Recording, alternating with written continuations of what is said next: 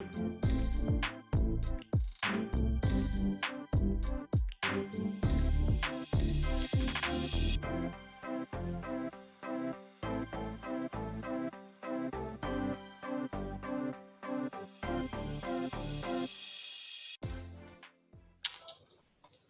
everyone.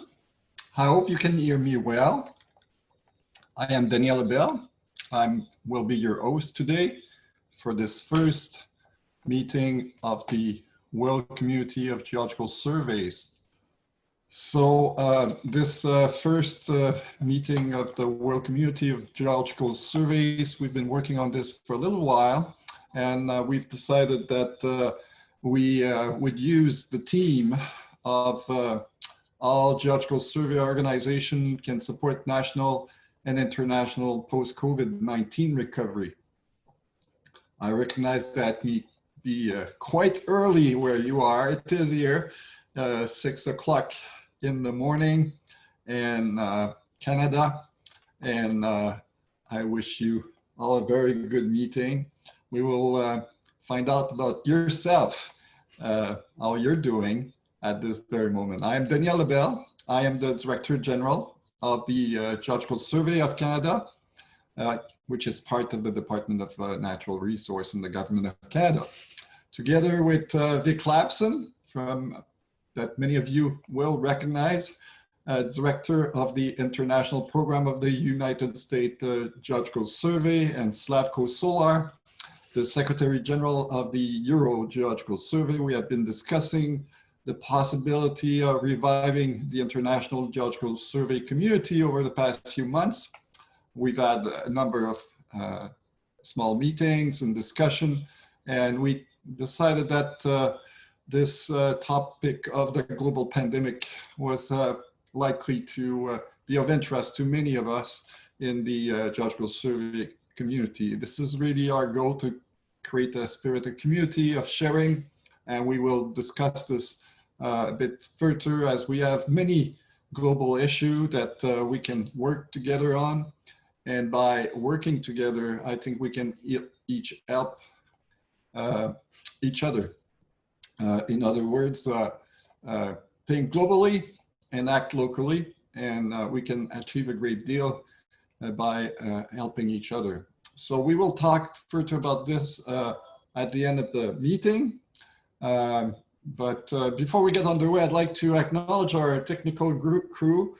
Some of you have seen Phil Hill on the screen if you were here early, manning the technical room in Zoom. And we've got a number of other people that have been helping in the geological survey as well as in other organizations, especially those that have supported us in the preparation for the meeting.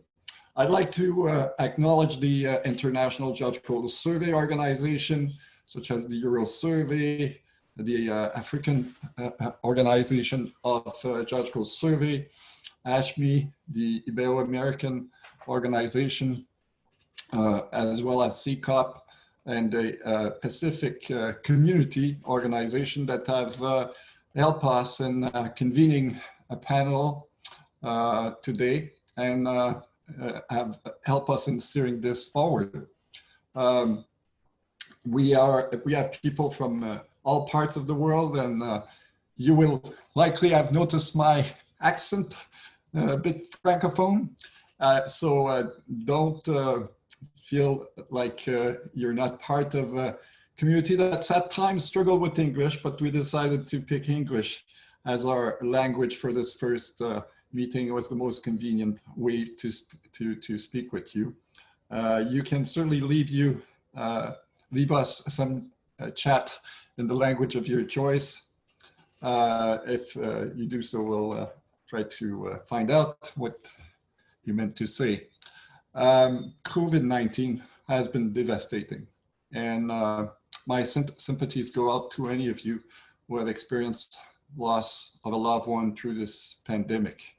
This morning when I opened the New York Times, it was being announced that we've reached 10 million cases globally, and the death toll keeps rising, and the injuries to personal health continue to mount. We see that it varies greatly amongst all of our nation, and certainly many of you in your own nation have been affected like we've been here in Canada. When we reach out to speak with others, such as Vic and Slavko, we thought that speaking about this topic, all our respective surveys are doing, our scientists are having to work from home, our economy is starting, not just starting to suffer, but having suffered a great deal, and may suffer for still some time. We see plans for resumption of life taking place in some parts, and second waves happening.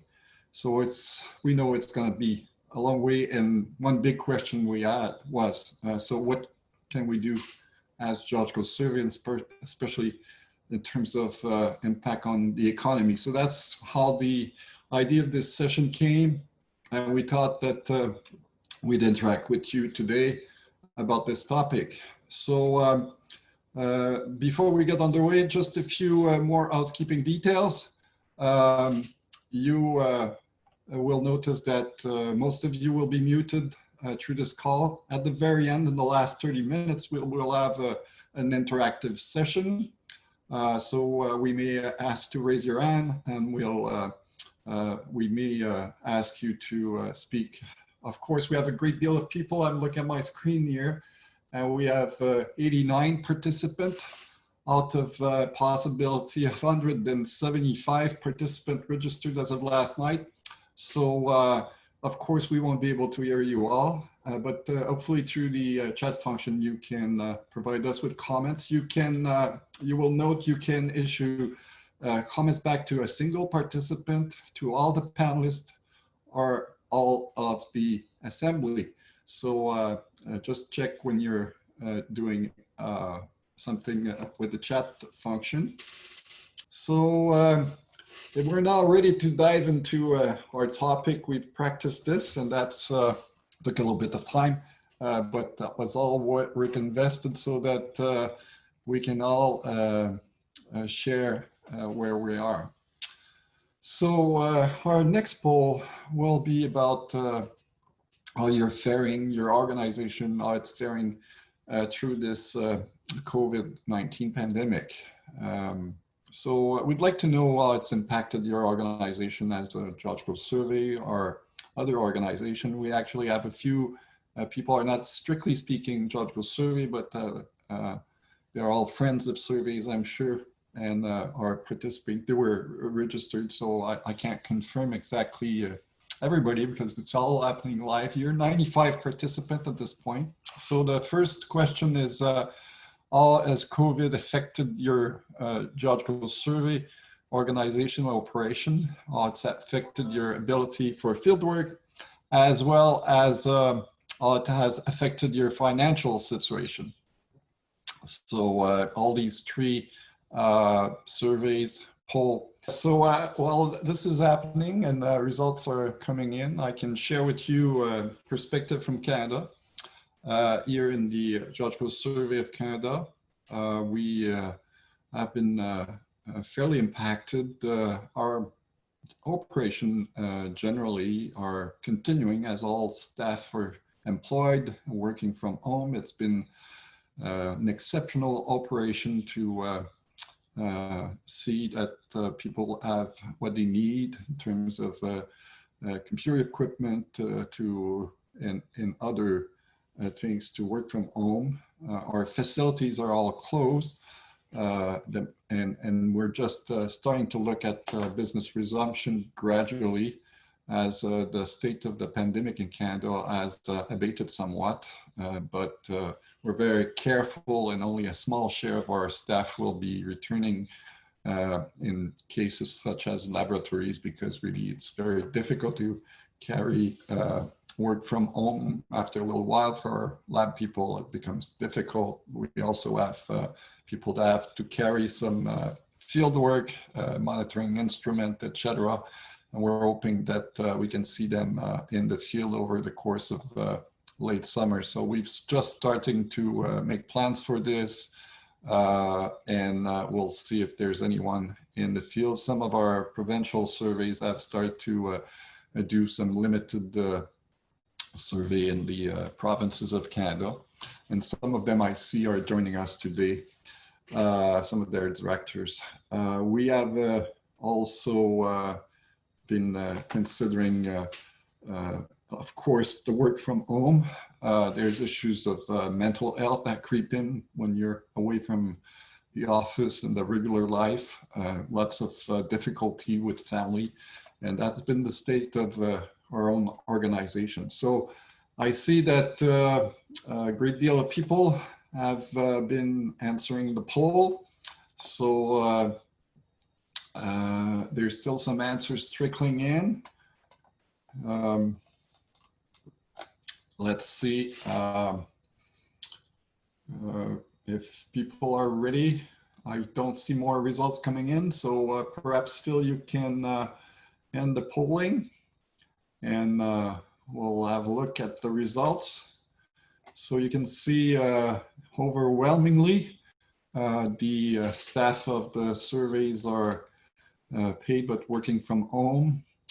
Some are business as usual, and a bit less so people have been laid off temporarily as the crisis continue.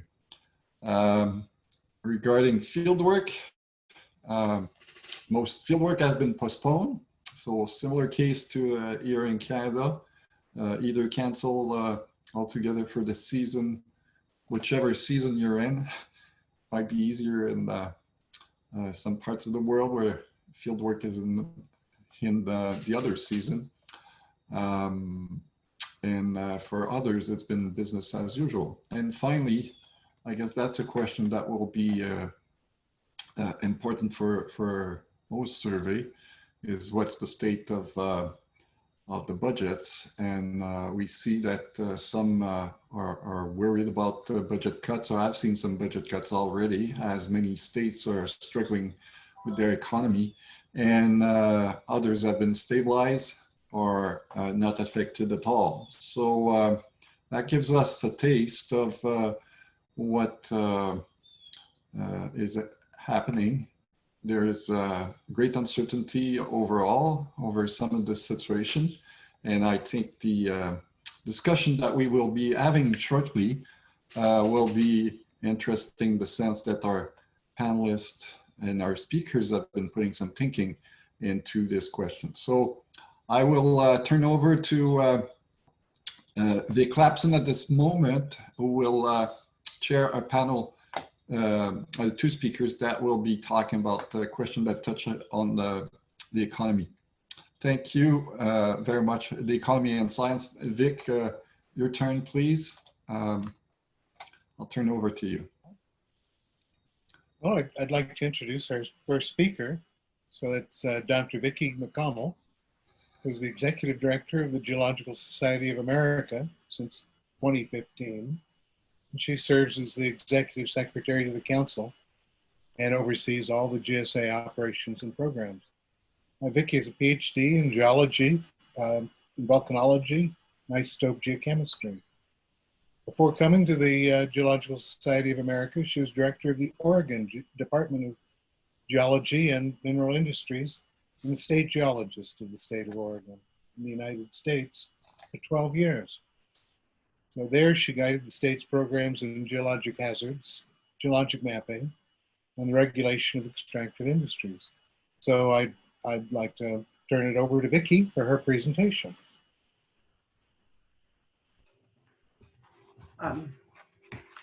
Thank you, Vic, and good day to everyone.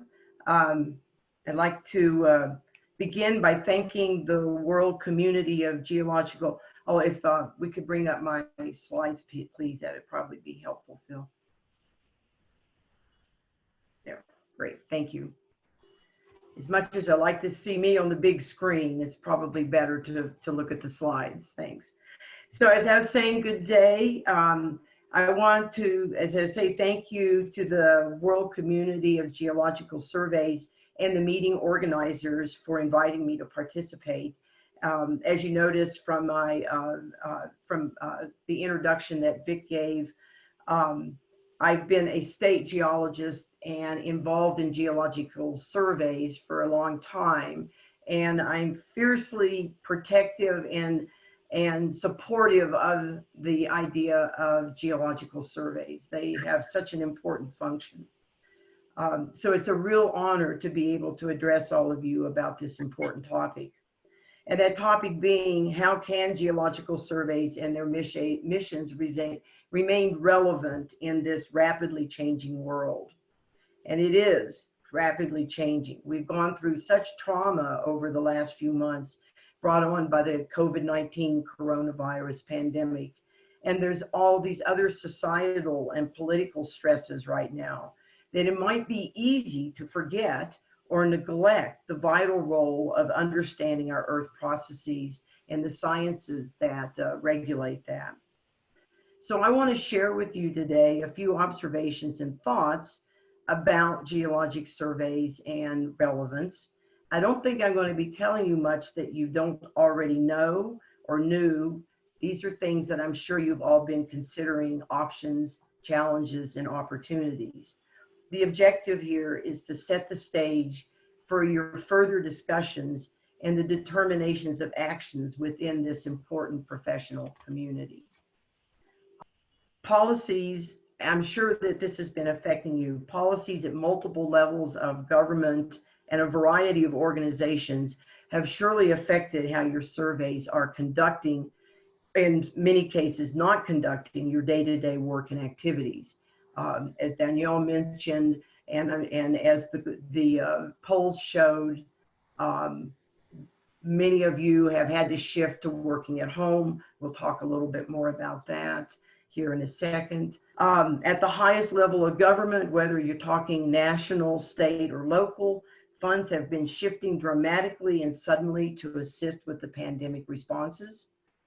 Likely this has included your survey's funding streams or your overarching survey's funding streams, either directly or indirectly. And you can be assured this budgetary and funding crisis is only in the beginning. Thank you. National economies, many of them are in crisis as well. So it is vital that at this time that you will be communicating with your government, with the industries that you serve, with all that you serve, justifying your legitimate need to continue your operations, while at the same time letting all know that you're part of the team to assist with pandemic responses. There's been impacts to travel, to getting around, to even getting visas. This has been offset somewhat by the ease of virtual collaborations. Today, this meeting today is evidence of how we've all rapidly shifted our operations to remote workforce and workflow, which in many cases are allowing for more opportunities to collaborate or communicate with colleagues. That said, in many cases, it's also impossible to actually meet in person to conduct business, to make plans, to advocate for your funding or your research or your science, and certainly to conduct necessary field operations. If your survey has a research component, or you partner with industry or universities for laboratory work and data collection, you're feeling the effects of closed laboratories and research facilities. Because of the closure of data, because of those closures, your data and information are delayed, which can exacerbate your funding streams due to unfinished products and the inability to make your deliverables. This, of course, adds to the overarching stress for both yourself and your staff as everyone's trying to get their work done. Next slide, please.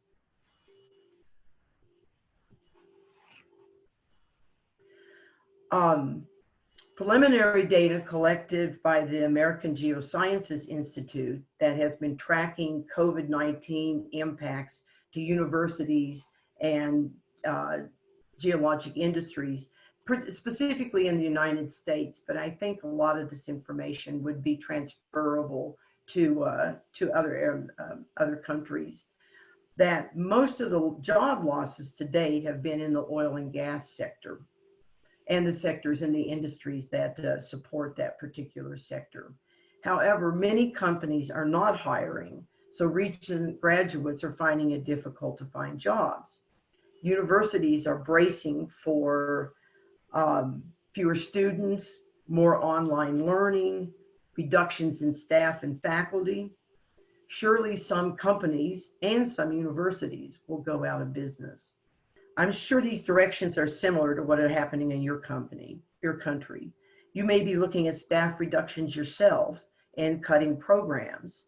University closures and changes in their learning modules may well affect your ability to find new hires if you need them, or any other staff, including interns and students for the remainder of 2020 and perhaps well into the future.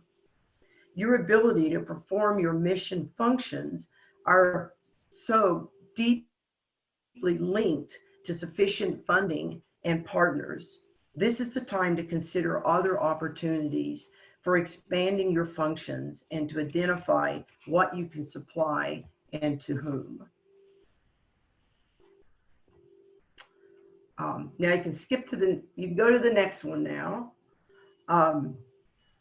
So how do we mitigate those impacts to the geosciences? It all sounds pretty dire right now, but this is an opportunity to expand the community of service and practice, to consider whom you're working with and consider expanding those partnerships. I've listed a few things of the relevance of geosciences here, and those haven't gone away. Climate disruption, water hazards, infrastructure, land use, minerals and energy extraction, environmental geoscience and engineering. Those are just the short list of all of the many things that we do. These can all be expanded on, enlarged, and added to as you look at where your relevance can be. You can consider other areas if you haven't already. Medical geology, which has a direct relevance right now to the pandemic, for those that can work with the medical community to understand geographic and geologic parameters to vectoring of diseases. Geobiology and forensic geology also have great relevance at this time of looking at the social enterprise. And finally, my last slide. So this is a black swan moment in time. This situation invites opportunities to explore your mission, to develop new partnerships, and focus your science, your data, and your expertise in areas that you may not have considered, or others may not have considered that you have relevance and importance. Of course, the Earth processes are going to continue. Geologic hazards haven't gone away. As I said before, we're still going to need extractive materials and energy. But now the world has a heightened sensitivity to the vulnerability of humans to the natural processes. This is a time to look at that mission, get buy-in from those you provide service, consider expanding your community of service and your community of practice, build new partnerships within government, within industry, consider how you may assist the not-for-profit world of social sciences, environmental justice, and economics. As has been noted in a recent journal article in Issues in Science and Technology, be actionable. Take that time now to look again, think broadly, take chances. And it's really an ideal opportunity to push a little further on your boundaries and your borders than you've had an opportunity in the past. Again, be actionable, strategic, and remember that your data are irreplaceable. So again, I thank you for your time. My colleagues that are coming after me will be expanding on some of these themes in their upcoming talks. And I'm happy to be here for the rest of the meeting and answer any questions during the chat. Thank you, Vicki. We have next presentation shared by Nina Burkardt and Rudy Schuster, U.S. Geological Survey. And I'd like to introduce them. Dr. Rudy Schuster has an undergraduate degree in geology, a master's in geography, and a PhD in interdisciplinary social science. Rudy was a professor at the State University of New York, focusing on the human dimensions of natural resource management before becoming chief of the Social and Economic Analysis Branch in the US Geological Survey. Rudy has 20 years of experience integrating social and natural sciences in response to increasingly complex societal demands. Nina Burkardt is a research social scientist with USGS in Fort Collins, Colorado, with a branch of social and economic analysis. She has more than 20 years experience conducting research that evaluates social and institutional dimensions of natural resource management policies. Nina's academic background is political science with focus areas, environmental policy, and public administration. So I'd like to turn the screen over to them for their presentation. So I think Rudy first. Okay, thank you very much. Phil, there should be slides as well. See if we can get those up and running. I'd like to thank everybody again for coming out here, depending on what time of the day, very early or very late or someplace in the middle. I'm very excited to be here speaking with all of you today. I've been conducting interdisciplinary science for quite a while, starting off essentially in forest management and forestry at the State University of New York and during my academic background, and coming over back to geological science with my move from academia to the government to conduct research. And I was very excited about that because I see a very clear connection between the human world, social systems, and earth systems. So for today, if you can advance to the next slide, Phil, please. The overarching question that Vicki, Nina, and myself used to frame our conversation today was the slide that Vicki had at the very beginning, and that's maintaining relevancy in a rapidly changing world and relevancy of geoscience. And you know, we spoke about how the impacts of COVID-19 would actually affect geoscience organizations. And you know, Vicki's conversation told us a lot of the very specific and logistical aspects of what we have to do on a day-to-day basis to respond to a pandemic such as COVID-19. And in many ways, COVID-19 is a representation of a social system impacting geoscience systems and vice versa. So one of the things that we thought was important to talk about is really what can be done not only in this situation with COVID-19, but in order to create sustainability and relevancy over the long term. And what you're doing today, the good news of all of this is that what you're doing today is just the right thing. So I'm going to talk a little bit today about communities of practice, what you're doing today, and maybe taking a little bit of a different look at geoscience than what you have been in the past. And so the first point is borrowing from Aristotle, this concept of citizenship, this concept of a community of practice isn't necessarily new. Dating way back to Aristotle, and the concept of civic concord is that good citizens help create a good society, and that participating in governance and participating in community problem solving is really the best thing to do and a very good thing to do, and that it's insufficient and not fruitful to simply sit on the side and watch, that each of us needs to be an active participant in the process. Next slide, Phil, please. So a little bit about communities of practice. Oops, you've gone two, go back one, please. So there you go, thank you. So a little bit about the communities of practice. The idea here that I want to communicate, if the first idea is community of practices are important and it's not necessarily a new idea, the second idea is that it's not incredibly difficult. You're doing what needs to be done and you have all of the ingredients to be successful. You share a set of concerns or a set of problems, and you all have a passion for what you do.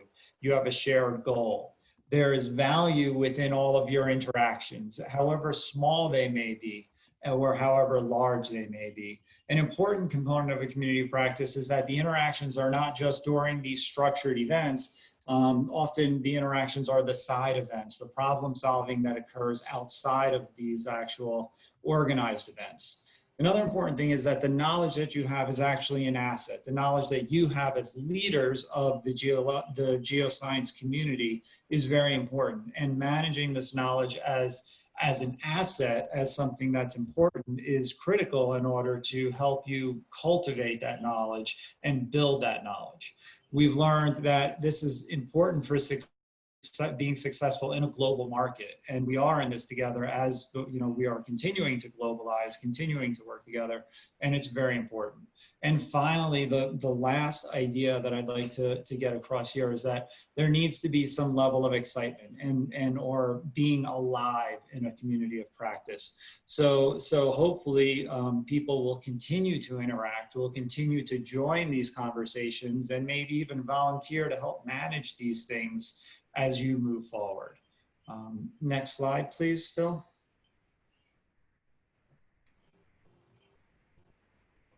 So here's the exciting part, at least I think, from my social science background. This is my bridge slide, the connector slide. So what are the human dimensions of geoscience?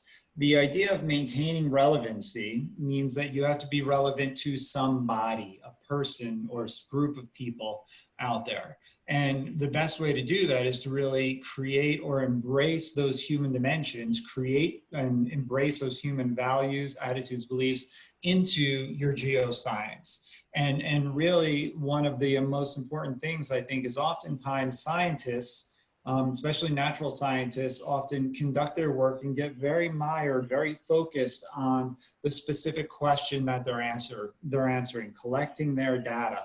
And usually sharing that data with the world means publishing a paper, or at the very end, trying to make somebody understand very complicated results. The idea that we're talking about here is thinking about how our geoscience is related to humans in a greater sense and in a more thorough and complete sense.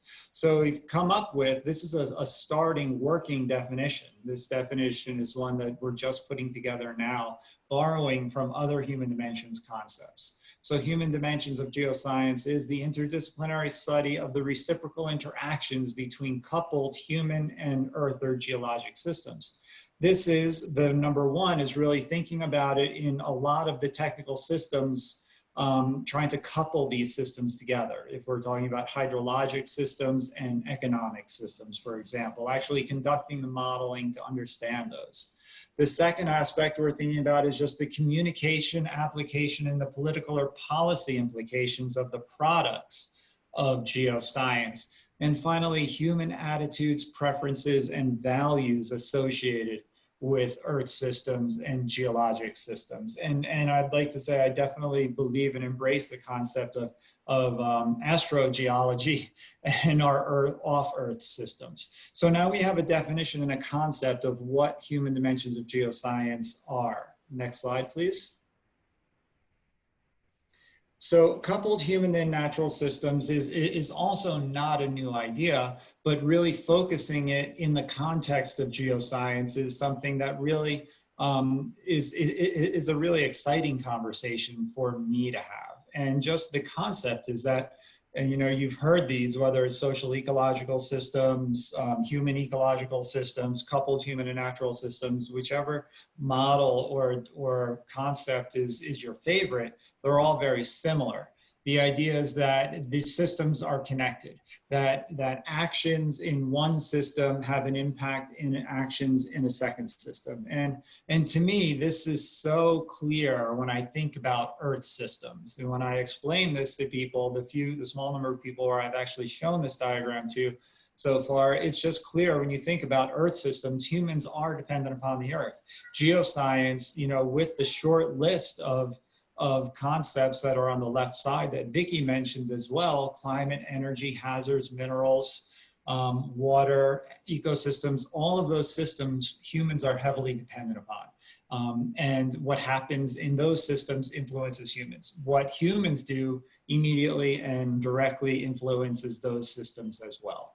So the concept of putting those two systems together, I think, makes complete sense. And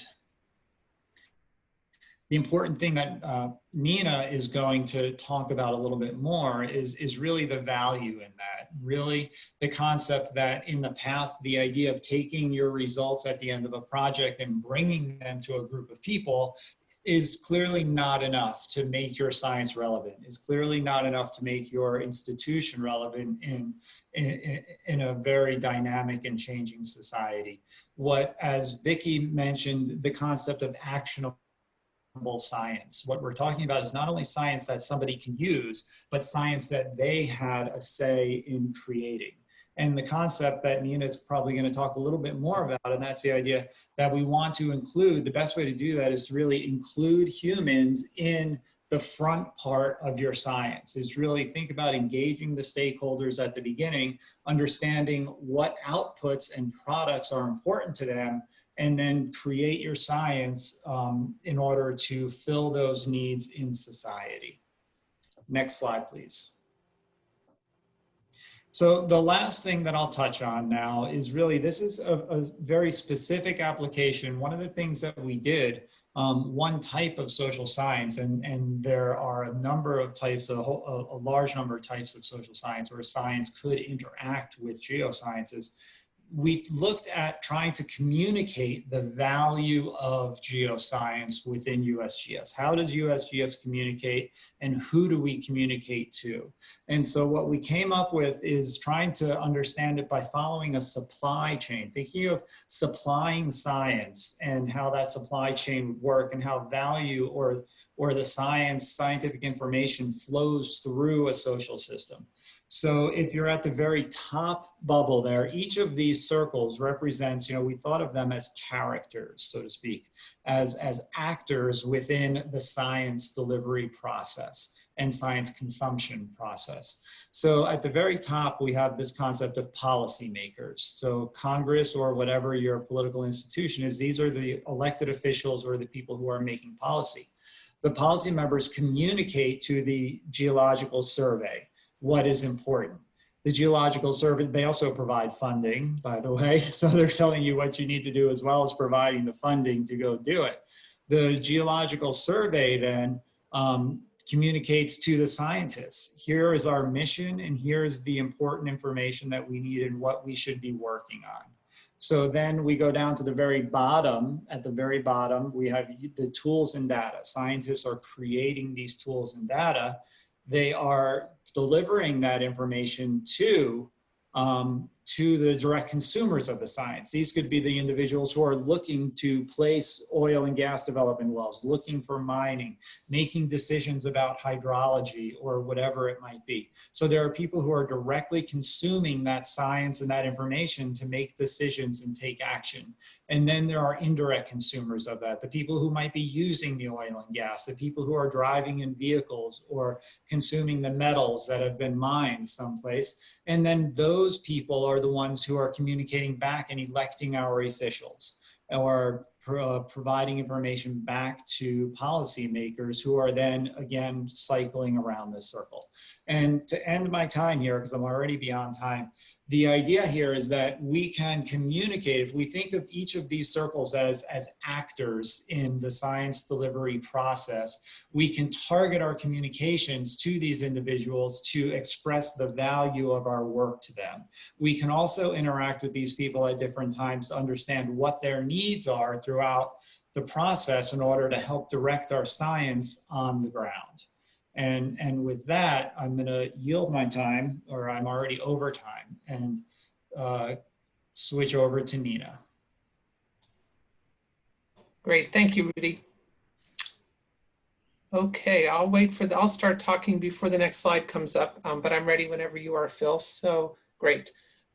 So thank you to the organizers. I'm really happy to be here. I've been working in this intersection between the natural sciences and the social sciences for a long time. And so it's really interesting to think about it in this context with the geosciences. I haven't had a lot of time to do that in the past, so I'm really enjoying thinking about this. And so I'm looking at the title of my first slide, how can we make the geosciences relevant in a time of scarcity, disruption, and uncertainty? And I don't know if anybody ever gives a talk that says, we don't need to make the geosciences relevant because we have all the resources we need, everything is predictable, and we know what's going to happen next year. And so, but this is the world we're in. And when I was looking at this, I know we're all talking a lot about relevancy. And so I looked up the definition. We all know what relevancy means, but I looked up the definition, and it says, if something is relevant, it is appropriate to the current time period or circumstances of contemporary interest. So what that made me think about is the fact that what's relevant and important today is not necessarily what's relevant and important tomorrow. And so we always need to be able to anticipate and respond to change, because that's the world that we are always going to be in. We see it so directly now with COVID-19. We're really being hit from all sides, but this is the world we always live in. So I just want to offer a few thoughts to tie together some of the things that Vicki and Rudy talked about. As Vicki said at the beginning, I don't know that I'm going to tell you anything that is new to you.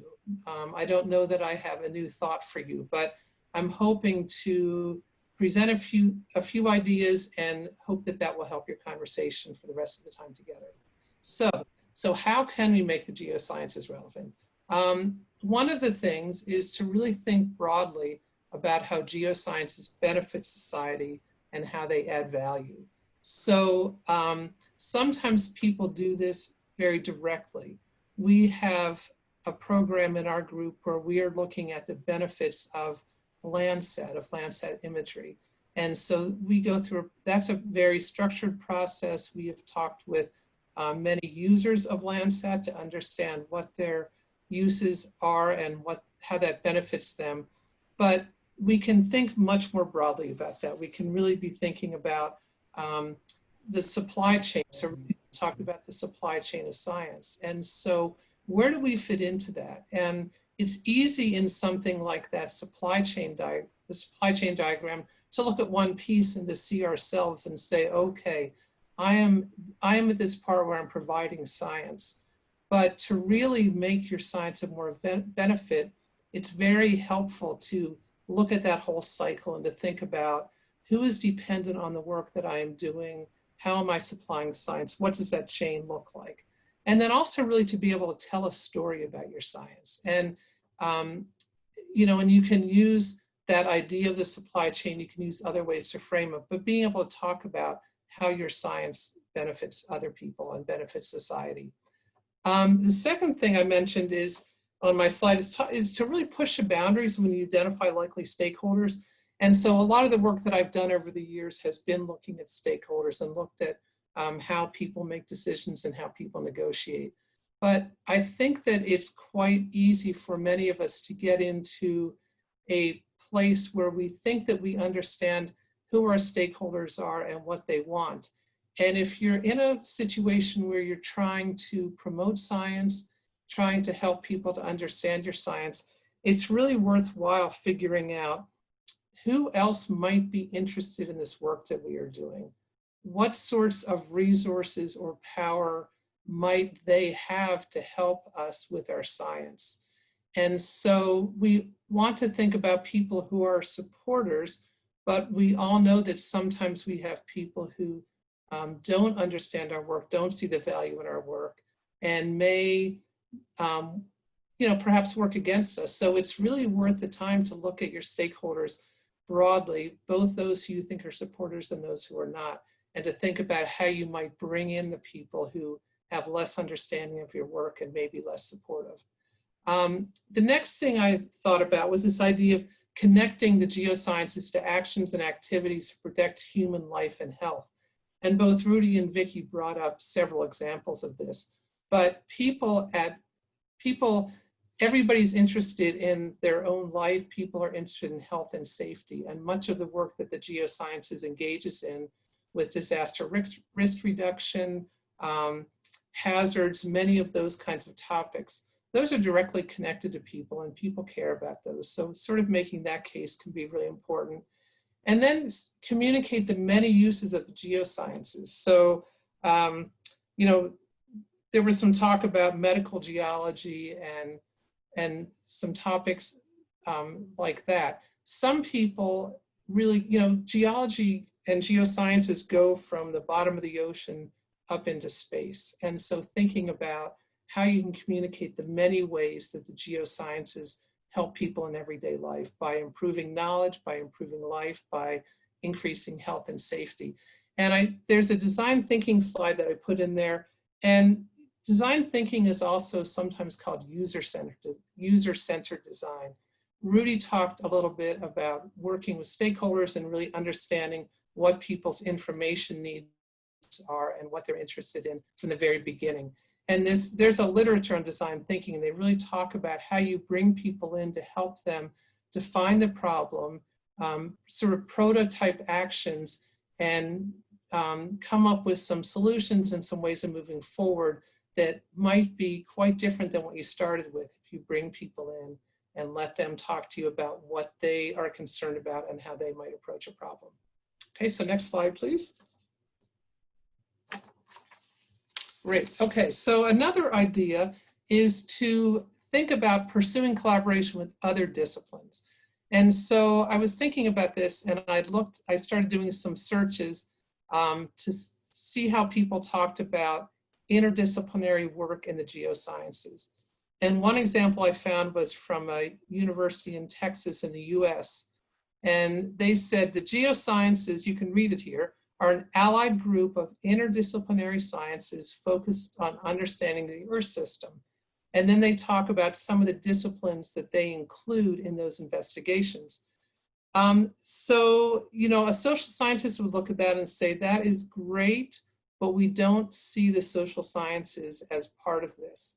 And we can see how bringing in social, economic, and, you know, biological, other kinds of disciplines would really help expand the range of questions and would really help people to think more broadly about some of these problems. Rudy talked a little bit about coupled human and natural systems. You might also hear people talking about social ecological systems.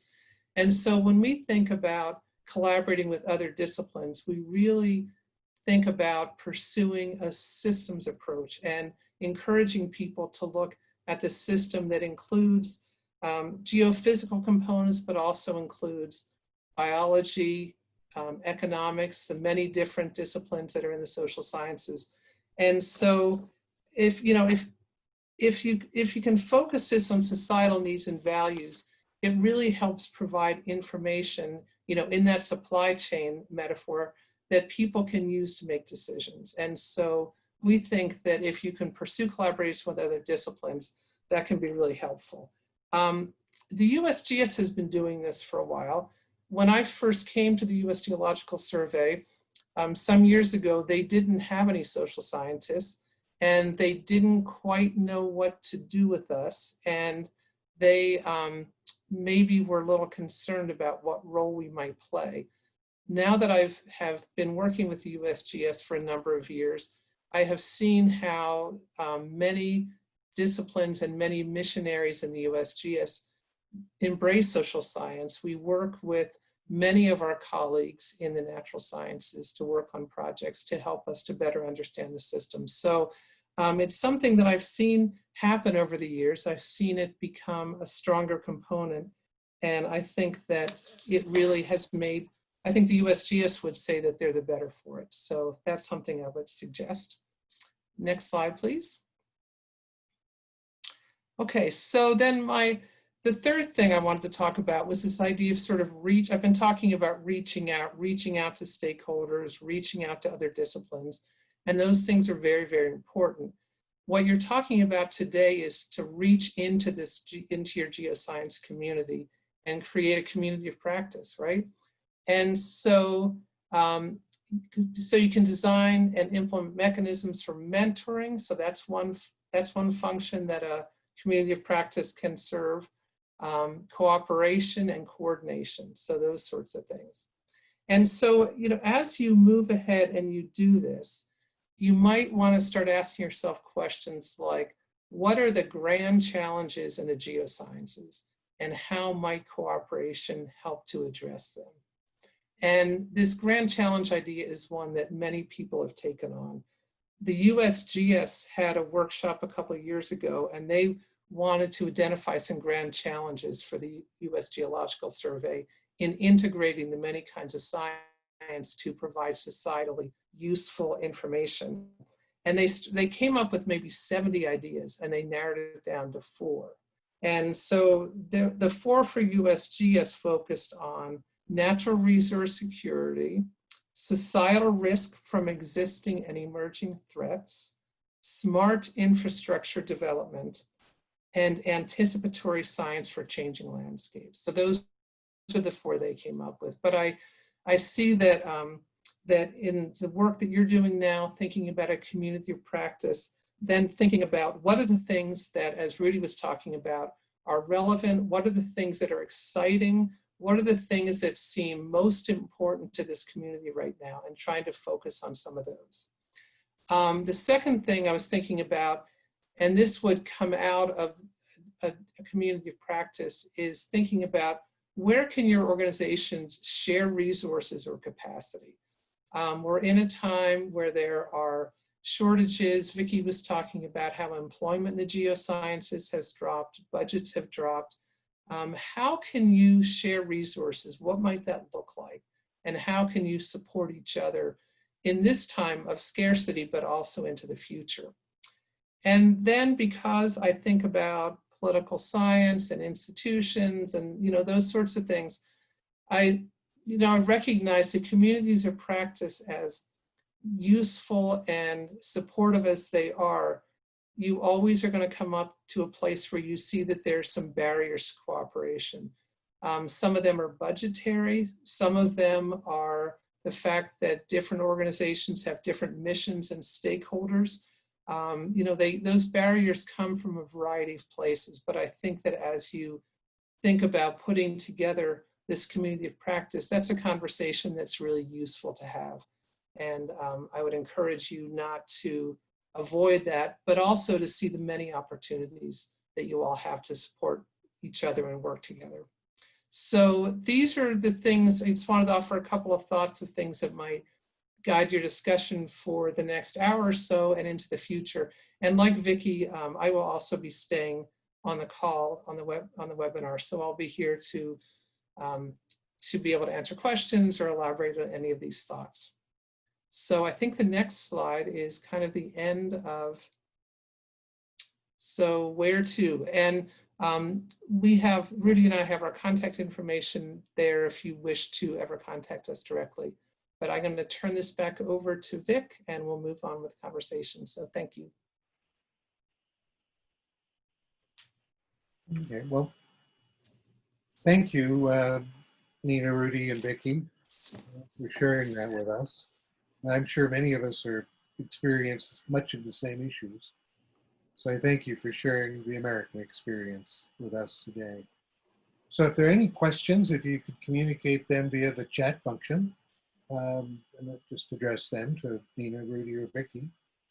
But we'll move on, and I'd like to welcome now and pass the microphone to James Johnson, the Chief Executive Officer of Geoscience Australia, who will be our moderator for our panel discussion.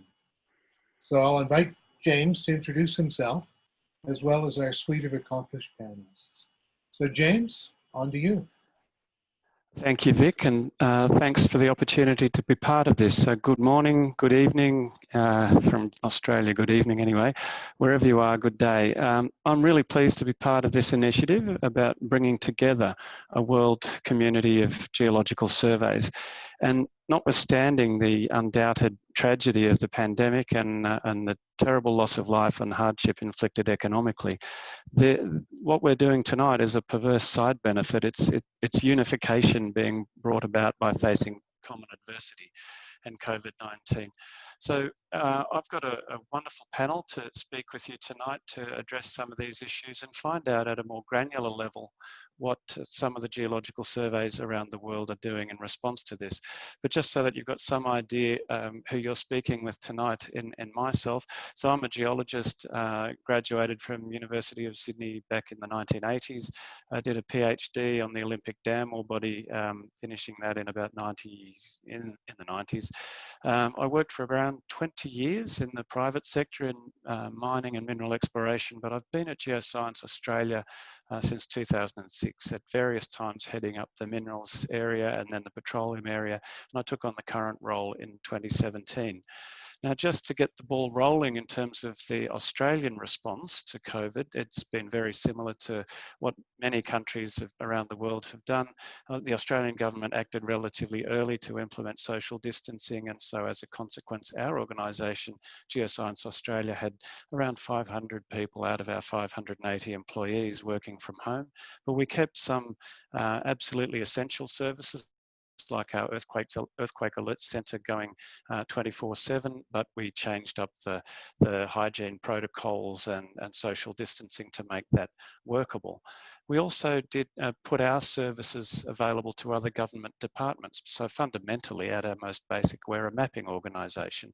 And so the Department of Health, for example, wanted to map out all sorts of different trends in how the pandemic was working across Australia, and also the locations of key different types of infrastructures, you know, hospitals, old age care homes, that sort of thing.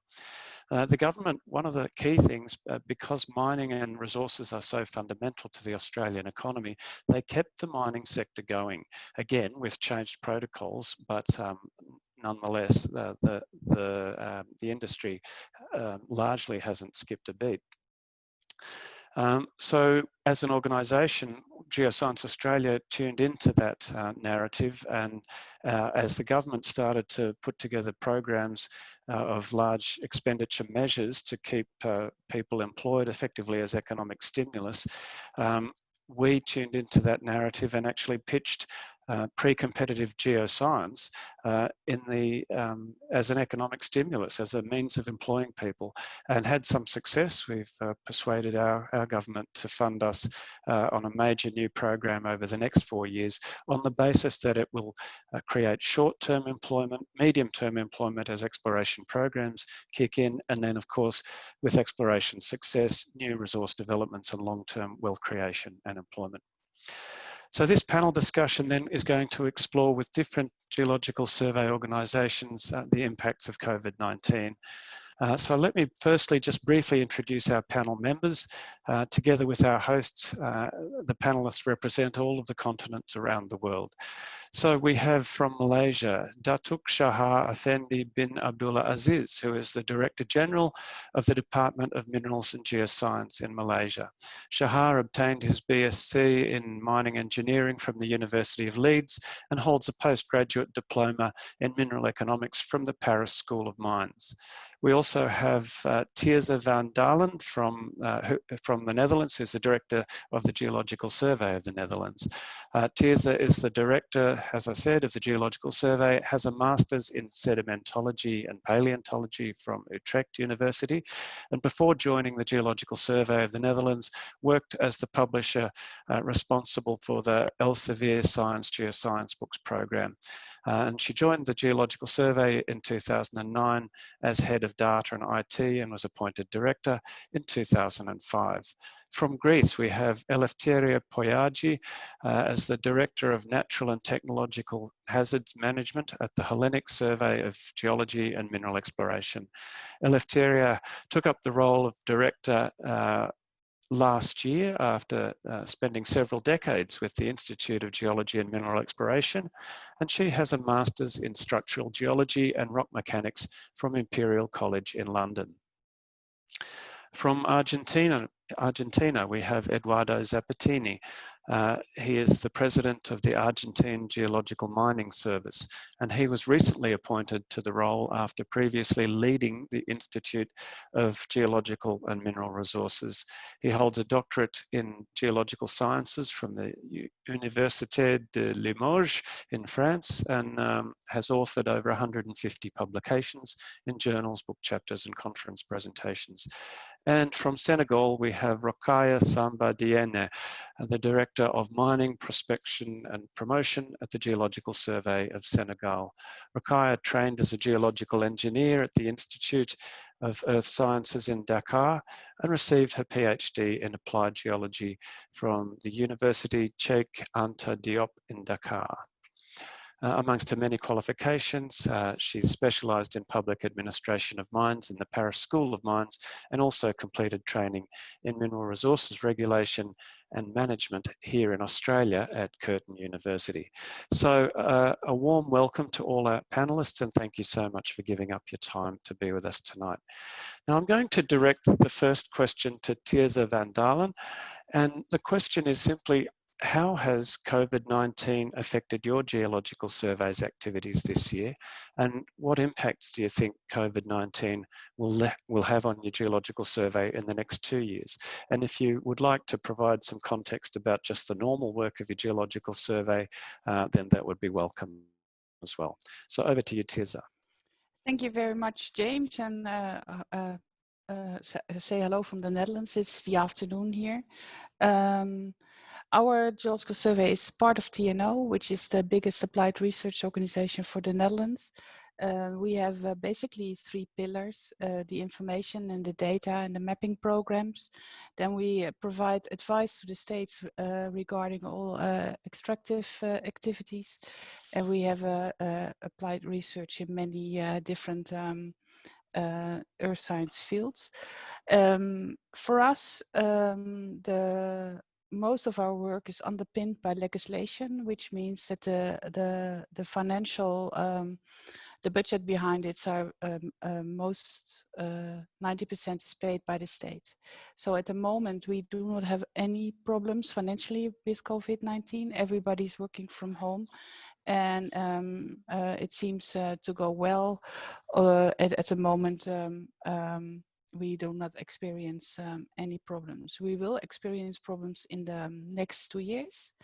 And as always with a crisis, when the government is going back in budgets, they will try to cut our budgets as well. For the, I hope that the legislation we are have to fulfill for the government will help us that the budget cuts will not be so large.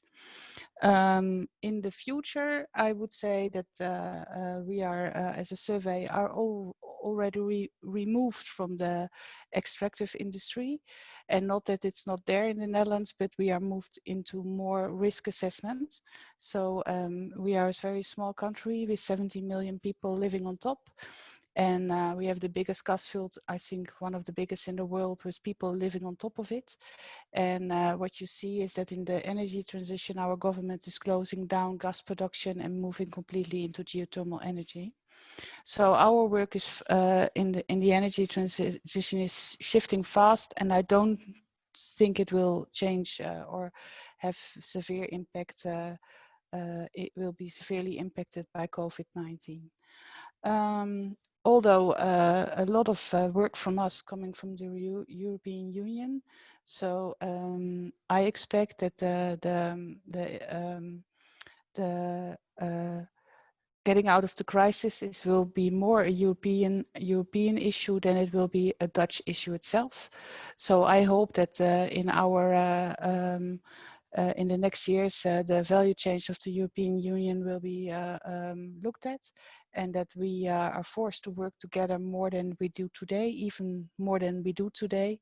And Europe will be instrumental in recovery. So we strongly believe in the European Union. So I hope this is a little bit of an answer to the questions you asked. Yeah, thank you very much for giving us the Netherlands perspective. I recognise that you're short on time and will need to leave us soon, so I might just tease out the second question with you before I move on to the other panellists, if I may. So you touched on some of the economic factors for the Netherlands.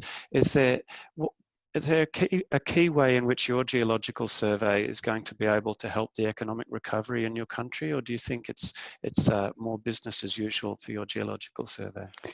I think it will be more business as usual. We will lose some of the activities from the oil and gas sector, but we are moving away from them already. I think in our case, it's we are a little different than other surveys because we have legislation from the surface still as deep as you can get. So we are really close to the primary processes of our government. So it's difficult so there's mandatory use on data, there's mandatory use on our mapping products. So it's really difficult for the government to say it a little bit maybe unelegant to get rid of us. So we are really close to the government, although we are not a governmental institution. Well, thank you very much for being with us tonight and sharing your perspectives. I'll move on to Eduardo Zappettini from Argentina, and I'll run with, again, the first question just to repeat it for you, Eduardo. So how has COVID-19 affected your geological surveys activities this year? And what do you see as the impacts of COVID-19 on your geological survey in the next couple of years? Okay, good morning to everyone. I just would like to emphasize that I'm here representing the Association of Geological and Mining Surveys. So I will focus on Latin America, and my answer will answer the question for all the 19 geological and mining surveys that are representing this continent. Just to give some numbers, Mexico, the Caribbean, Central and South America cover around 20 million square kilometers. And in total, geological surveys have 5,000 employees and an annual budget of $330 million. Due to the pandemic that affected in Latin America 2.4 million people with more than 100,000 deaths, and the diverse scope of the quarantine imposed in the various territories, mining activity related to the construction industry has been strongly affected, although metal mining activity has continued with a decrease of less than 20%. In Latin America, the main activities of the geological surveys affected concerns the fieldwork and laboratories operation that have been almost completely stopped. In addition, international cooperation involving fieldwork have been suspended without being clear when they can be resumed. Activities that have continued in two main fields is first, monitoring and evaluation of geological hazards, including maintenance of monitoring stations in active volcanoes. And second, control and inspection of mining activities when such responsibility is under the Geological Surveys control. On the other hand, administrative activities did not have any delay. Most activities are carried out through telecommuting and video conferences with implementation of new computer technologies. The use of GIS technologies combining geological, mining, and COVID-19 data have demonstrated to be useful to show the location of health centers and mining operations in relation to the distribution of the pandemic. Working methodologies and protocols are under review, and educational and communication campaigns with open video conferences have been strengthened. The main impact is the non-fulfillment of production goals, and most surveys expect an impact in their future budgets, reallocated to meet other socioeconomic priorities, and the impossibility of spending the total 2020 budget. Some have, in this sense, decided to reallocate parts of its investing in field and laboratory equipment, restructuring fiscal year goals. Others are focusing on new technologies and innovation to maintain the sustainability of the activities, considering the uncertainties for the next future. Thank you. Thank you very much, Eduardo, and thank you for representing the region so well. I'll go to Rokhaya in Senegal. So again, same question, the impact of COVID-19 on your geological surveys work and the impacts you see on the survey over the next couple of years. And I understand you're talking for several neighboring countries as well. Thank you, James. I would like to thank also the organizer of this webinar And I'm speaking on behalf of the Organization of African Geological Survey, who has been established since 7 February in 2007, and who aim to address and promote African geoscience affairs, provide required technical advice to the continent decision makers, and provide also a platform for interaction amongst members. And as all my colleagues already said, the impact of COVID-19 on African Geological Survey is the same in the other countries, because the geological surveys see their budget reduced, the national budget is reduced. The global mineral exploration also has been reduced. Funding research are cut, and we have limited activities, limited field mapping activities, and also some geoscientific workforce is reduced. Why the national budget is reduced? Because African government have reprioritized their funding and reallocate financial resources to social spending and COVID-19. And in the, regarding the global mineral exploration, it shows that African exploration budget will be affected because mining companies who are working in Africa see their budget reduced. We have some information from S&P Global Intelligence latest report in May 2020.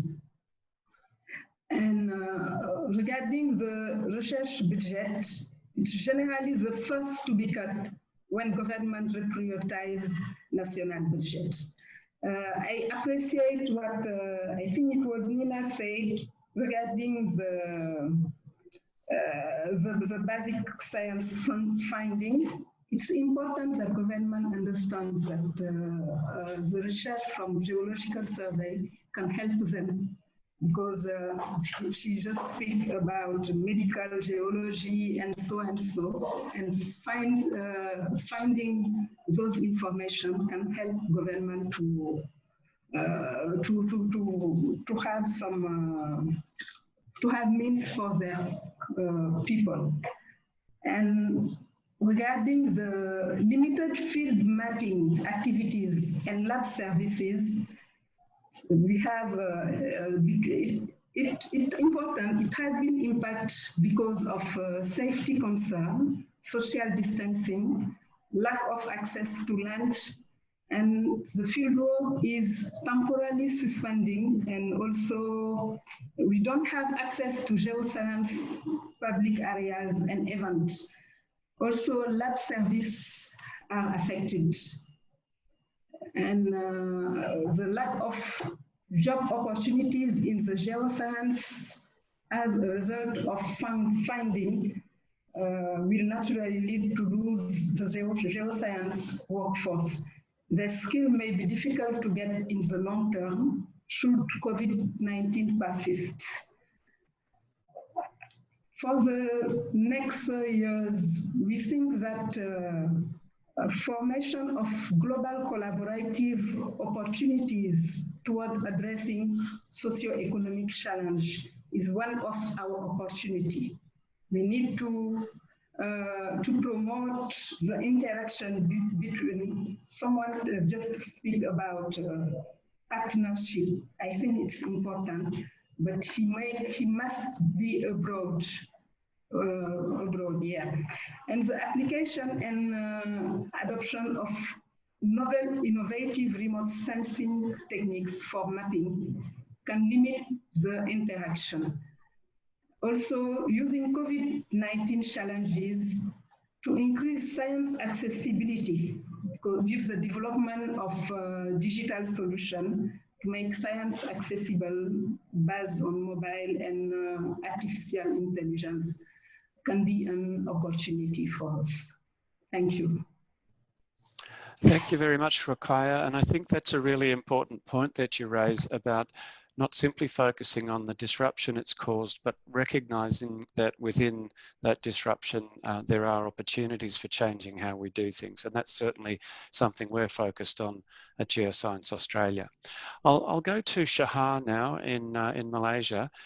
Shahar, how has COVID affected your geological surveys activities this year, and what do you see as the impacts over the next 2 years? Thank you, Mr. Moderator. Good evening, good morning, and good afternoon, everybody. First of all, I would like to thank the organizers for inviting me as a panelist in this forum as a representative from the Asian continent, in particular from the CCOP region. CCOP stands for Coordinating Committee for Geoscience Program in East and Southeast Asia. Malaysia was one of the first countries to detect the COVID-19 virus, with the first detection on 25th of January. As the cases of infection increases, the government of Malaysia had no other choice but to enforce a lockdown on 18 March to curb the spread of the virus. This came a week after the World Health Organization had declared it as a pandemic on 11 March 2020. Among others, our government imposed compulsory closure of all activities, including schools, government and private premises, with the exception of those offering essential services. But unfortunately, geoscience activities does not fall into this category, and my officer from the Department of Mineral and Geoscience had to work from home. Anyway, to cut the story short, Malaysia has since then been quite successful in curbing the spread of COVID-19, with new cases registering single digit now. And last month in June, after 3 months of lockdown, our country has now entered into the recovery phase, and this is expected to end at the end of August this year. However, at the moment, our international borders are still closed. Ladies and gentlemen, because of the travel restriction, most of the work done by the department during the lockdown period is through the internet. And that's when our organization began to enhance our digital capabilities. For a start, my officers had to learn from scratch on how to communicate using video conferencing platform. This is important for our management meetings, especially the weekly meetings with my directors. Just barely a week ago, I had checked the CCOP Steering Committee virtual meeting, the first ever since 1967, with delegations attending online from all our 16 member countries. What choice do we have? The meeting convened in March was cancelled due to virus, and all countries have closed their borders. Anyway, the meeting proceeded without any major hiccups and went pretty well. We plan to have our next meeting at the end of this year in Bangkok, but it will be a hybrid meeting, as some countries will not be able to attend due to travel restriction. But I believe these hybrid meetings will be the norm for the future, especially for international collaboration with countries on the other side of the world, even after the pandemic situation has improved. The good thing is that now, everyone has no choice but to learn and embrace this new technology as part of our new work culture. My office are encouraged to attend all relevant technical meetings and webinars, which before only a handful could attend due to budget constraints. However, mind you, there is also a downside to this digital culture. It only works if the IT infrastructure is on par with the technologies. We are fortunate in Malaysia because our internet coverage is good as it gets for any developing nation. But there are places in the remote areas where there is low or no coverage at all. On how it has affected us, operation-wise, it did not really affect us that much this year, as our operational budget remains intact, other than maybe pushing back our target dates 3 months behind during the course of the lockdown. But we are trying our best to catch up with time and get things back on track again.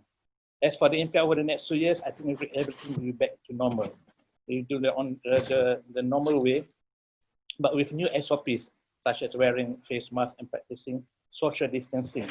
But perhaps now we will start using high-tech gadgets to get field data, land use mapping, surveillance, and whatnot. Ladies and gentlemen, I don't think the COVID-19 will affect much locally in my country on what we plan to do for the next years ahead, as long as we stick solely to the SOPs laid down by government.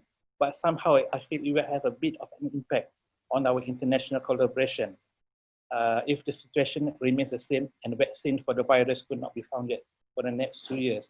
But overall, in a nutshell, I would say that this pandemic is a kind of a blessing in disguise for us, It gives us the extra push to transform our organization into which adapts to a new digital culture, and in the process helps us to enhance our digital capabilities. And this has helped greatly to help us stay above the water and remain relevant. And for the next, the second question, okay, as in many other countries, national economy is also affected, and we are experiencing slowdown in our economic activity. Unemployment rate is at a 10-year high, and now we have to launch a 4 economic stimulus package to provide employment to the affected people.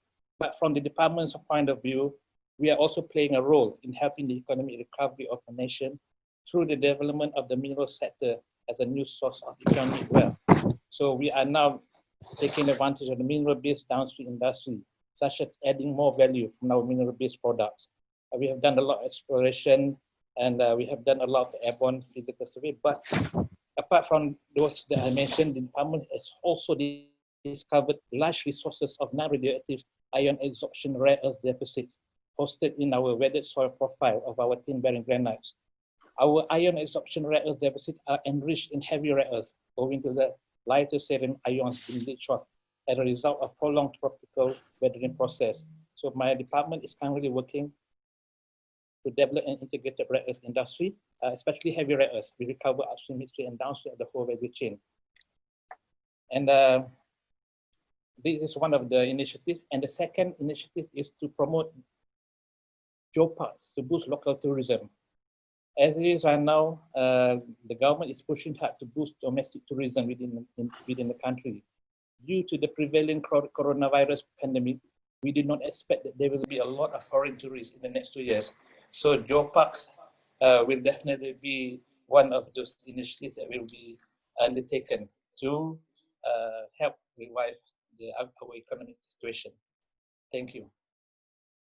Thank you, Shahar. And I note the consistency of theme of people using this time as an opportunity to read, and in your case, you particularly highlighted the geoparks, which is something we haven't yet heard about.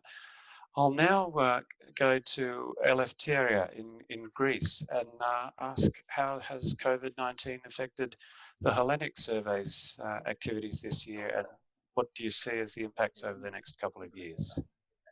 Yes. Let me tell you some words about our survey. It is a public authority, and it's the geoscientific advisor of the state.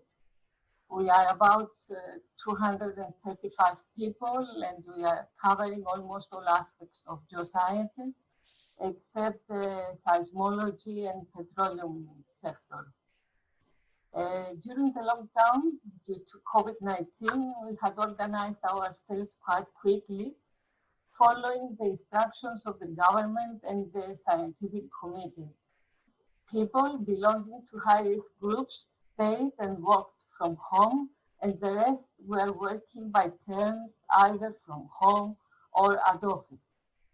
The whole time we stayed effective and operational. People were always at the office, about 30%, the less. We had only some exception in work trips on activities that involve trips and in situ work. So they had to be postponed. However, critical activities like the operation of the geohazard response team continued to give advice in situ or remotely using tools that new technology gives, like videos and photographs, etc. We must also note that the lockdown in Greece lasted only 40 days, mainly because it started very early, and that was very fortunate because we had minimum losses. We are now fully operational, going to fieldwork also, with the exception of a small part of people that belong to the high-risk groups, and they continue working from home. Now, about the impact on the following 2 years. The pandemic was a trigger to reevaluate our priorities and it was a good exercise in marginal conditions. For the following 2 years, we are prepared to act similarly as we have done the last crisis, and moreover, we plan to introduce more new technological instrumentation and methodologies for remote monitoring and observation. Fieldwork, of course, must continue to be part of our activities. After all, we are geologists, but new protocols have to be introduced, and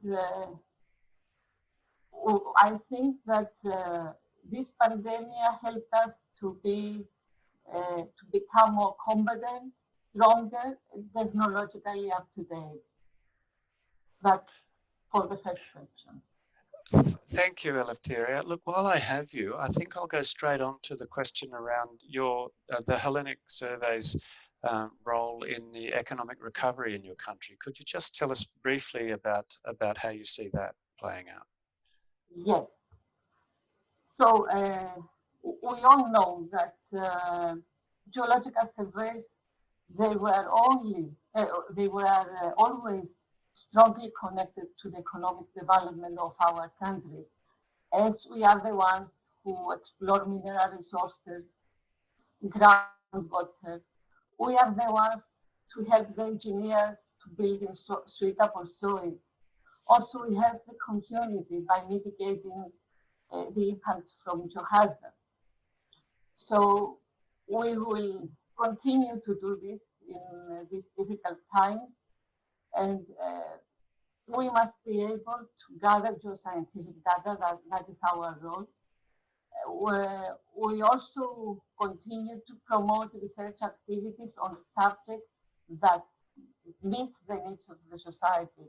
So we need to hear the society, and we must follow new ways. An example, 30 years ago, we had the energy sector exploring the lignite or the coal, but now this is over, so we have to move and go maybe to geothermal energy, which is again part of our activities. Also, we need to follow technological advancement. Moreover, we must continue to influence policymakers. And also another crucial thing is to have the society close to us. To do that, we must explain in simple words what geosciences can give to the society. So, to help our economic activities of our countries is to continue doing what are we doing, and we must be safe and operational and adaptive to every crisis, COVID-19 or anything else. Thank you very much. Thank you very much, Eleftheria. Look, I recognise everyone that this panel discussion has gone a little over time, so I might hand back to Daniel at this stage to facilitate the Q&A for the final segment of this. But thank you very much, all of our panelists, for giving up your time to be with us today. Over to you, Daniel. Thank you very much, James. Thank you to all our panelists. As you've heard, the COVID situation has been impacting quite a lot of us in very similar ways, but many of us, all of us, I'd say, have been putting some thoughts on the way forward. So this, I think, was an interesting conversation.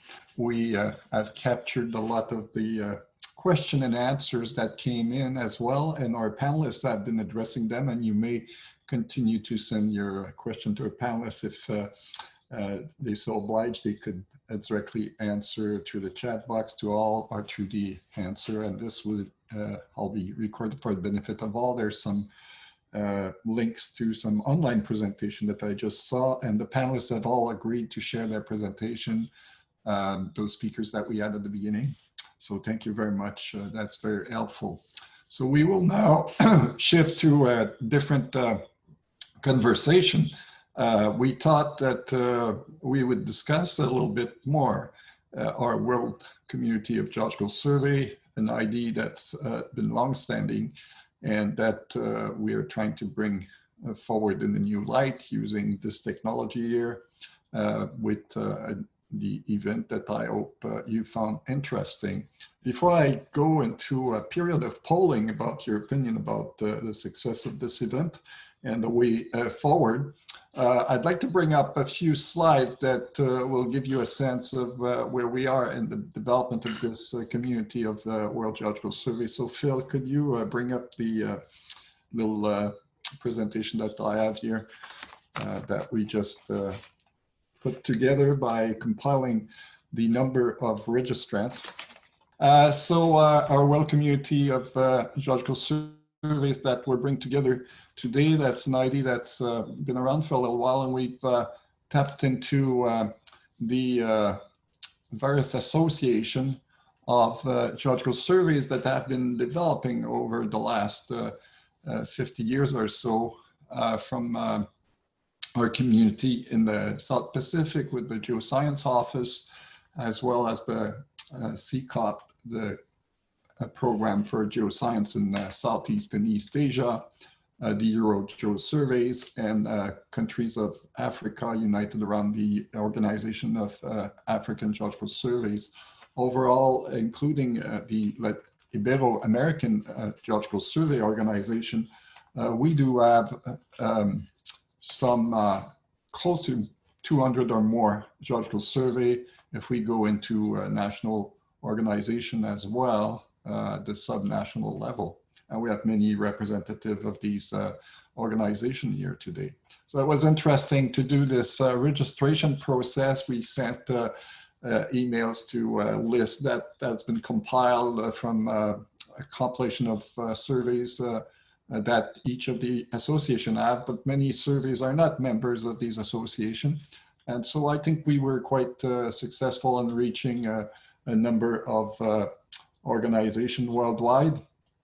We had 175 registrants as this morning, and I see that about 100 people participated today on the event. So understandably, not everybody could make it sometime in the early morning, and you can see registrant perhaps saw at 3 o'clock in the morning on the west coast of North America. They were not all that keen, or in South America on the west coast, but we did have quite a lot of registrants from Europe, Asia, and Africa. So a good transect of the community worldwide. And we, as well, we were aiming to connect with the leaders of geological surveys, whether the director, DG, CEO, or senior officers. And when I looked at the statistics, we very much reached that goal with over 60% of the attendees, the registrant being from those ranks, as well as some staff. We also have some non-GSO, some state organization, a few from the private sector, and several from association such as the Geological Society of America, which we heard Vicki earlier. So I'd like to mention special volume success of our community in the last few years. We convened a session in Vancouver, which had many speakers.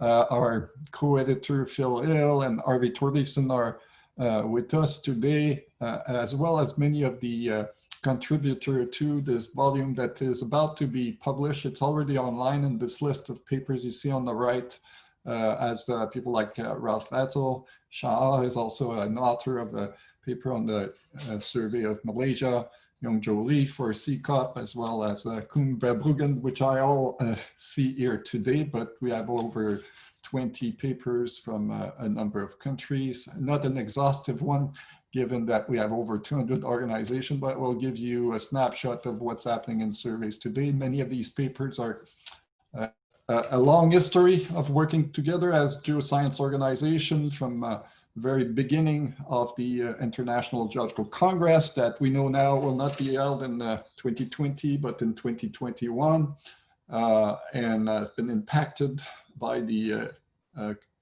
COVID situation just as well as many other.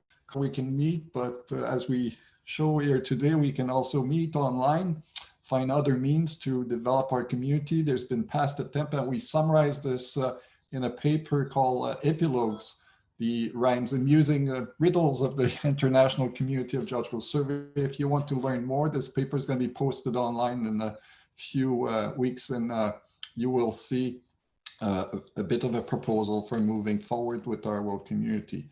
And what we propose is an organic community in the same sort of sense that we've met here today with the means of video conferencing. So let's move and get your opinion. We'll come back on the screen here.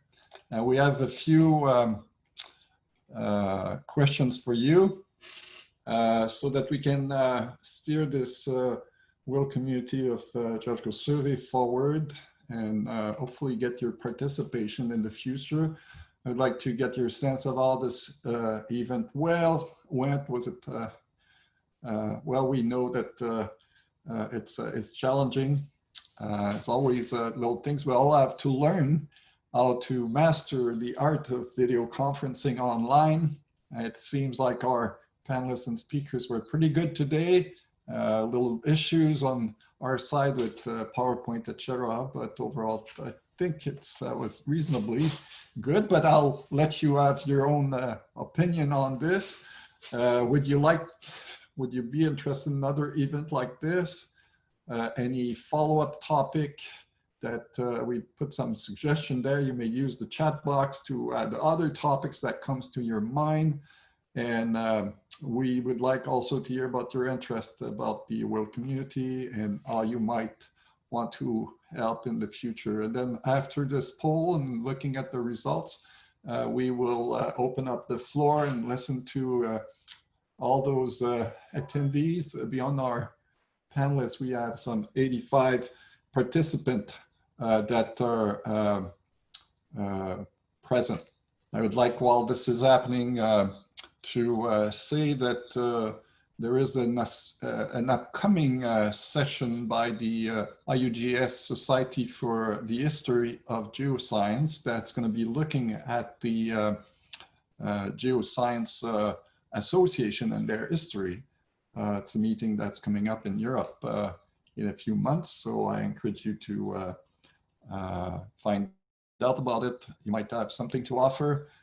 We will put some information about this back to you soon. Okay, so let's look at the result of this polling. Thank you very much all for participating. Please share the results. So as you can see, well, I'm happy to see this kind of relief after all this preparation, that people feel that this was a worthwhile meeting. I also see that we do have interest in participating in another event such as this. And we have quite the range of issues that people would like to see more discussion on. So that's very good. We have lots of food for thought now.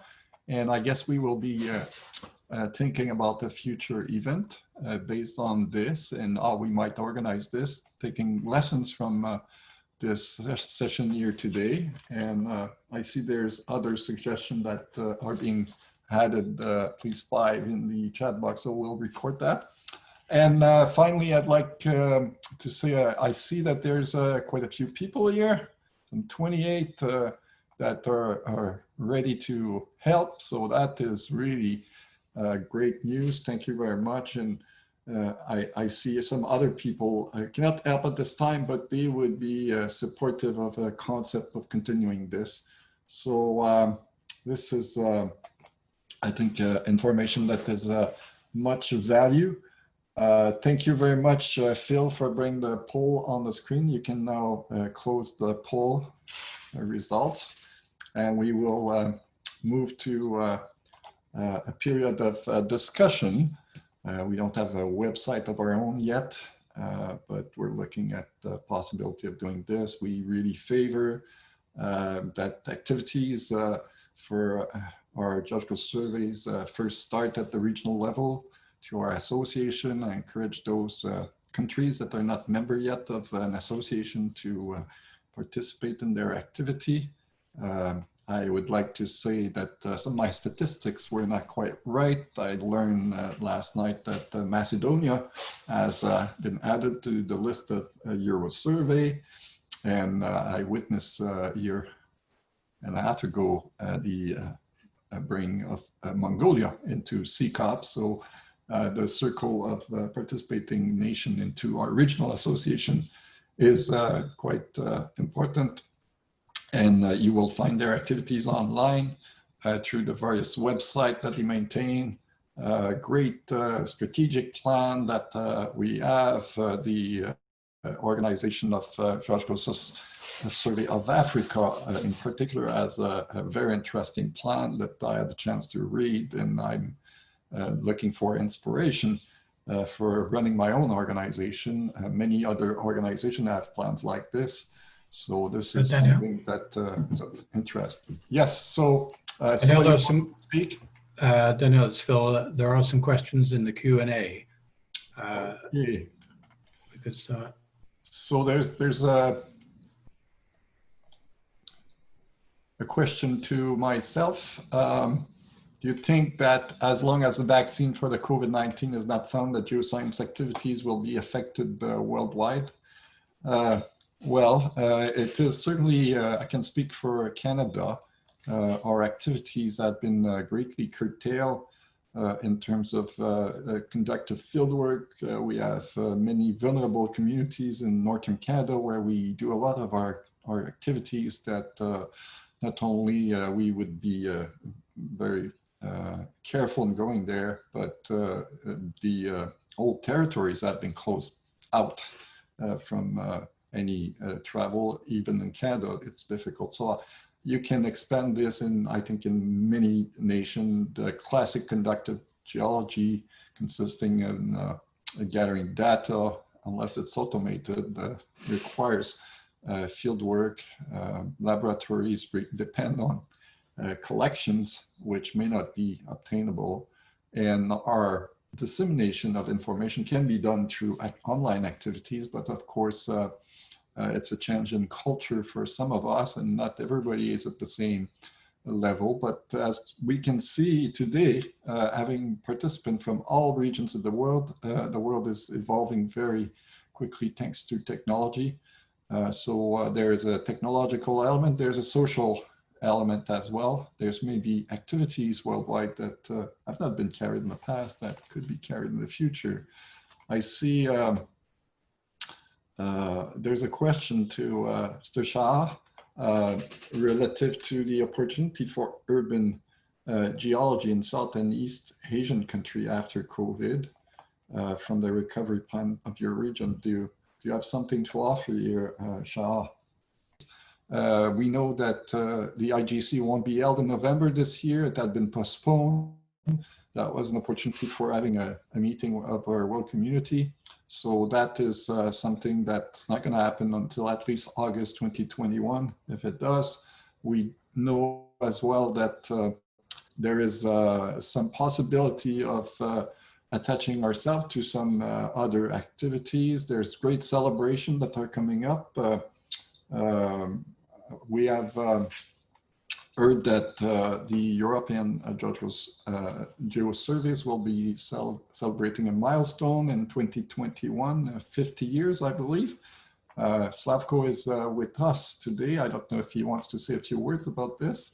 Here we go. I would just say that in the course of the preparation for this meeting and the meeting that would follow, anticipating the interest of people around the world to advance the idea of World Community of Geological Surveys, we previewed in a frame of 50 years of EuroGeoSurveys in March of 21 in Brussels, also some time dedicated for the discussion that would further develop from today's meeting for the world community. So that would be the information that this is in plan. Of course, this will be carefully assessed view of COVID development within Europe, but also all around the world. I would stop at this point and give it back to you, Daniel. Thank you.